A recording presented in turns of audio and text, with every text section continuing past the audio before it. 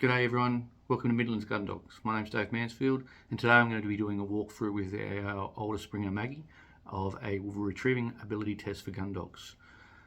This sort of trial it's a novice stake trial, so it's a real good entry level for people who want to dip their toe in the water and do a bit of a retrieving trial later down the track.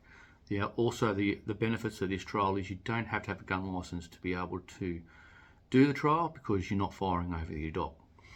So this type of trial doesn't test for gun shyness. It's a real entry level, see if people like it, and that way they can go and get their gun license and do retrieving trials later down the track, or spaniel trials. So Maggie's already had one passed. Last year she injured herself, so she hasn't been able to do it. So this year we've recovered with that injury, and she's going really, really well.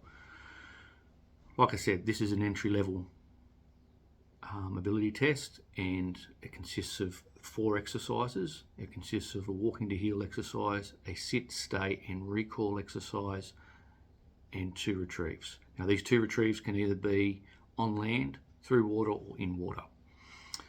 All right. So let's go to have a look and see what's involved in a retrieving ability test for Gundogs novice stake. So exercise 1 is walking to heel.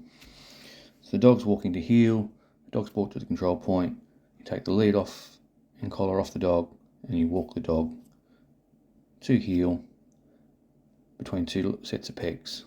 The essentials of this is the dog's under control, walks in a position where it's close to the handler and is aware and responsive to any movement of the handler and takes the pace of the handler. And the exercise finished, you can put the collar and lead back onto the dog and reward the dog. Exercise 2, the dog is put into a sit, stay and recall. It can actually stand if you wish. So Maggie's playing up a little bit because she's getting a bit bored with these exercises because she wants to do a bit more retrieving.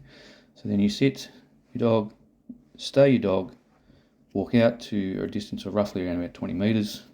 It's usually where the judge is, or the judge follows you, and then the judge will ask for you to recall your dog. Now these times will vary. There is no time limit on how long the dog has to sit, stay, so when you're training you make sure you vary it up so the dog doesn't preempt. So exercise 3 and 4 is a 50 and 70 metre single mark retrieve.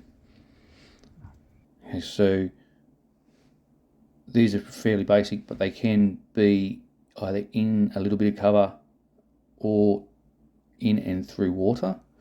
So it just depends on where the judge has been allocated for the day by the trial manager. As you can see, I have not set this up very well for Maggie to be able to come running straight back to me. That sun is directly in her eyes and she moves a little bit to the left to try to get behind that tree so she can actually see me. I didn't realise that until I actually saw the video. And that's pretty much it. So there are your 4 exercises for a novice RATG trial. So that's the walkthrough of a novice retrieving ability test for Gundog. Maggie did pretty well today, so it's pretty straightforward. The scenario I set up today was there was no cover or anything like that, so it was pretty easy. I said you can get any scenario wherever the trial secretary sets up the area and the judge sets the runs. There could be a little bit of cover, there could be a creek line for the retrieves, there could be a dam for the retrieves. So you don't know what you're going to get on the day. You need to be able to teach those 4 concepts in a variety of different settings or scenarios. So the dog is rock solid for the trial. So over the next 3 or 4 weeks, we'll put different situations for Maggie that will get her ready for that trial for any situation. Because you don't know when you're hunting, you don't know what's going to happen. You can't prefabricate it. It just happens. So you have to have, the dog has to know the concept in its head and be able to apply that concept to any scenario that's presented to it. What I found in the past is the obedience people do all right with exercise 3 and 4. They don't do so well with the retrieves, and the retrieving people don't do so well with the obedience side, but do okay with the retrieves. So like I said, you've got to get good over the whole 4 of the exercises. It's not a gimme, and you've got to get 75 out of 100 pass mark. And over 4 exercises, that's not a lot of points to lose, and you can easily bomb out on any of those exercises. Do really well on another 3, but you've totally bombed on 1 exercise. About putting the work in, keeping a good relationship, positive relationship with the dog, giving the dog variety, and because it's important to give variety, because Maggie was getting a little bit bored with me trying to set up things in between, and she decided to roll in some sheep poo.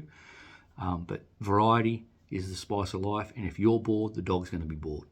So make sure you vary it up. The next couple of videos, I'm going to show you how you can teach the same concept, but you're giving that variety to the dog, so it's not getting bored, because dogs can get bored when you overtrain. So if you like what you saw today, hit a like button, and like I said, every day is a training day, every day is a learning day. So get out there, work your dogs, and train your dogs, and have fun with your dogs. Okay, see ya.